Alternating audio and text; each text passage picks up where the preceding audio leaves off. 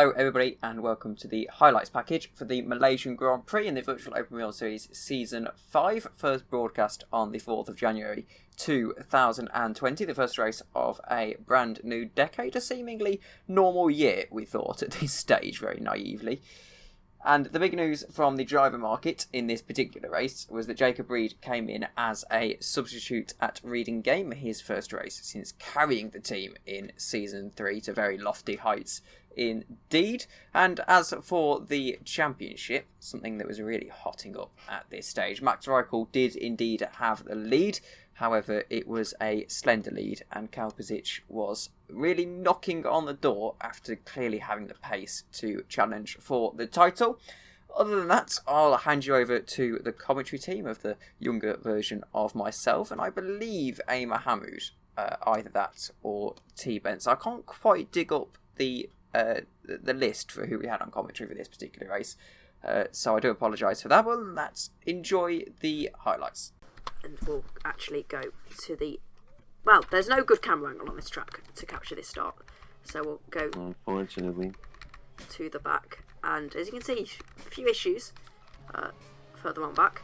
So we'll wait for the lights now. Everyone wars up their engines. And we are off. That's a very good start for challenging. Massey goes into the gravel. Jacob Reid gets hit by Aegis Batters. And now it's all kicked off into turn 1. And someone getting airborne, and there's the Iris car of Dimitri hitting the wall. Aegis and Sean Jones are now running side by side through the flat out sections of the track.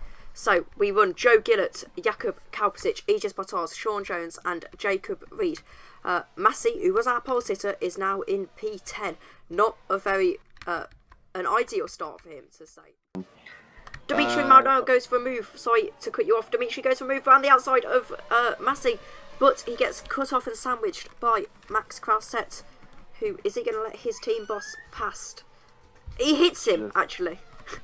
Peter Jones goes for a move on Ryan Mazumda. He goes for the switchback, possibly. Well, he needs to stay in the toe a little bit. Now he pulls. Is he going to make a move into turn 1? Ryan has to go very defensive. And is he going to make it? But Ryan holds it for a second, but we'll follow this move for a second.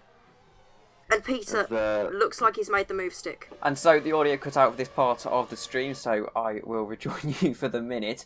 Jacob Reid trying to get past Eddie Batters. He brakes as late as he can, tries to go for the move into the hairpin. Not quite going to happen for him with a bit of a drift on the exit. 6th gear, 7th gear, down into turn 1, the slow winding chicane. Jacob Reid is ahead into the corner, brakes as late as he dares. He's ahead at the apex and just before turn 2 gets the move signed, sealed and delivered. But he's staying in the toe. He's about to start gaining. Ryan goes to break the toe. And now, is he going to look for a move around the outside? I don't think that is going to work.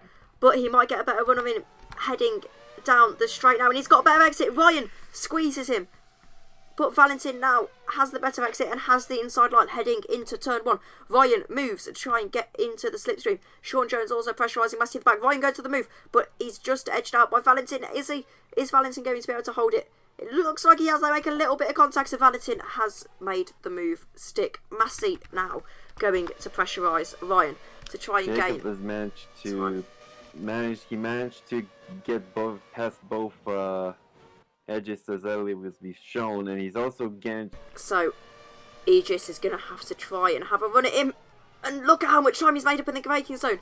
He touches him, but I don't think that was his fault, really. And he goes to the inside, and Joe just makes contact with him, just closes the door a little bit too soon, and he keeps the move. And now Max Reichel goes for a move around the outside. Is he going to be able to make it? I think he is. Aegis is just completely bamboozled as to what to do. And now Max Reichel is also going to try and have a move on Joe Gillett. He stays in the slipstream. But it looks like Joe's got a better exit. So now it's all going to be down to what happens on this straight. Joe doesn't have the best hairpin, but neither does Max. Although it does look like Max has got the best exit out of that corner. He's now in the slipstream. He's going to try and go for a move into turn 1. You imagine where it looks like Joe is just about gaining on him. Yeah, And Peter Max Jones has breaks spun. Peter Jones has spun again, I think. You've got it here. So he goes round. Joe doesn't get a very good exit, goes onto the curb, and yes, there is contact. Joe loses it on the curb, hits Max, and Joe comes off worse. So now we've got Aegis, who's in the slipstream of Max. You can see Massey is clawing back quite a bit, but he's got to get past Joe Giller and Peter Jones. Indeed. It looks to me that Joe Giller was attempting to... as Edges was trying to make a move there. I believe Max was trying to avoid the spinning Gillett car, but unfortunately had some damage as Edges is now going for a move. Aegis not able to make it, but he's going to keep his nose in there, and he's going to try it. Max has got the inside, but Aegis might have the better exit, and he's got the inside for the next turn. They're making contact, they're rubbing a little bit, but Aegis stays on the inside line. Max is able to get his nose ahead, but a little bit of late braking could do this for Aegis, but he's not able to. Max is able to squeeze him out, and now that gives Dimitri a good run on the both of them heading through Sector 2 now. Dimitris could potentially gain both places, but at the same time he needs to be careful about maybe passing Edges, as now he's gaining all this time. He just needs to make a very safe overtake, and that should be doable for him. A bad result so far for Prime GP. Yeah, as you were saying earlier, Peter Jones is also at the back of Dimitris. So, he was, but now he's thinking the pits. Peter Jones is going for the move on Dimitri. He's got the inside line, and Dimitri is able to just edge him out with the better run through the first few corners. And so is Juris. Dimitri went for a huge dive bomb there, and has he made it work? I think he might have just done, but no. Peter Jones now gets a good run on him, and it looks like Peter Jones is able to edge him out, but Dimitri has got the inside line, and he just is able to take it. Heading into Sector 3, he's almost let Jones through. I imagine now Jones is going to try and have a run on Aegis, but Dimitri's got much better exit for at one point in this race. And now Jones has gone defensive, sorry. And he's gone for a dive bomb on Aegis as Dimitri just watches, and it looks like Massey's going to try and have a go, but he's just too far away. Aegis is now overtaken by Peter Jones, who has recovered. He's now in P5, his teammate in P4. But Aegis is going to go to the outside again to try and see what he can make of this move. It looks like Peter might have done it, but they make contacts, and that's going to allow Dimitri through. Is it? I don't think it is. He makes contact with Dimitri as well, and Dimitri is able to just keep the car. Final back straight now. He's in the toe. It looks like he's going to be in prime position to make this overtake. He's got the better line, and Simon's just able to brake later than him, but he's gone into the pits, so Jacob will have a lap or so before he pits to make up that time, and all these pit stops. And Ryan in P11 has no front wing. Peter, but we'll see now what they're going to do. As Jacob pits, he's answered to the call from both Reedingame cars coming to the pits, and Dimitri and Massey have had a little bit of a tangle in the pit lane, but Massey is able to edge him out. Dimitri's managed to gain as much time as possible there, sorry to interrupt, but and now Jacob Reid has actually overcut both Crown-Set Grand Prix cars, which means he's now in net first place and in good position for this race win, as we're on lap 13. We've only got 11 laps to go now. See, this is where his top speed isn't the best, but he is gaining. Is he going to make a dive bomb? It looks like he is, and he's made the move. I think he's made the move.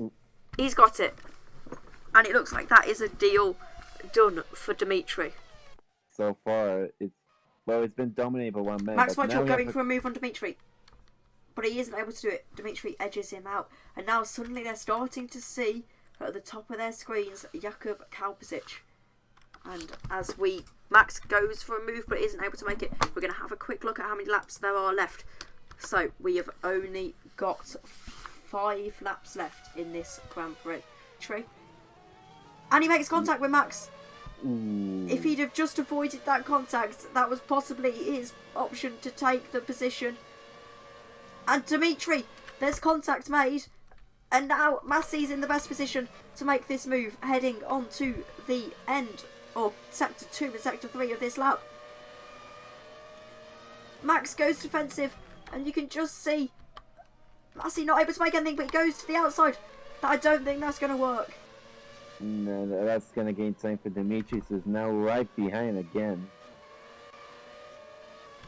So now Massey hoping he can do something either into the tap-in or down the straight.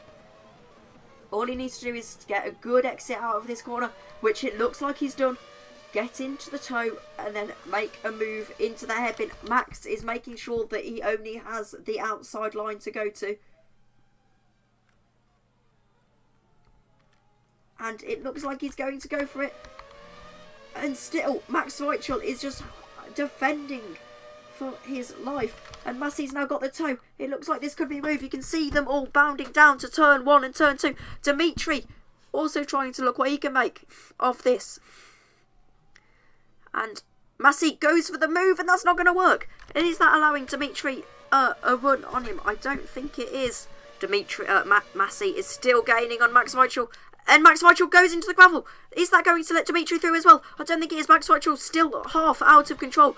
Dimitri is now going to have to get a good exit off of this final corner to try and make the move on Max again. Max locks up. And he's looking for a way past Massey again. Yeah, I think Max's tires have been cooked. The racing line. Is Dimitri going to go for the move on both of them? He's only gone for the move on Max. And is he able to edge him out? I don't think so, because Max will now have the inside line heading into the second part. But Dimitri, he's done it. Ooh, he's got the move on him. This might be Max Weichel's tyres just giving up on him. We'll have to see. Unfortunately, he's without a front wing, so that's unfortunately not good enough for Ryan. All Jacob has got to do is string together a few more corners, and then he has got the race victory on his first race back in VOWS. And he was complaining about the car earlier, but it looks like the car has worked for him now. And Dimitri's gone off of the track. That gives Max Weichel the place back as well. So that battle looks like it's been truly killed as the debris on Dimitri's tyres. But now Jacob Reid will be going through into the hairpin now on the final straight. He's got the toe on Ryan, but I don't think anything is going to matter now. Ryan will have to do one more lap, and Jacob Reid comes across the final corner. As long as he keeps it stuck, he's got the race victory, and Reedingame Studios Racing have got their first win. Brilliant drive from Jacob Reid. Simon comes second, Jacob comes third, and now Massey looks like he's going to come home in brilliant recovery drive to take fourth. Max Weichel also in a fairly good recovery drive takes fifth. Dimitri takes sixth. Aegis takes seventh, and it looks like it'll be solid for Peter Jones and Joe Gillett. And so finally Reedingame get the victory in the form of Jacob Reid, the super sub. And of course they would go on to sign Joe Gillett heading into the next Grand Prix.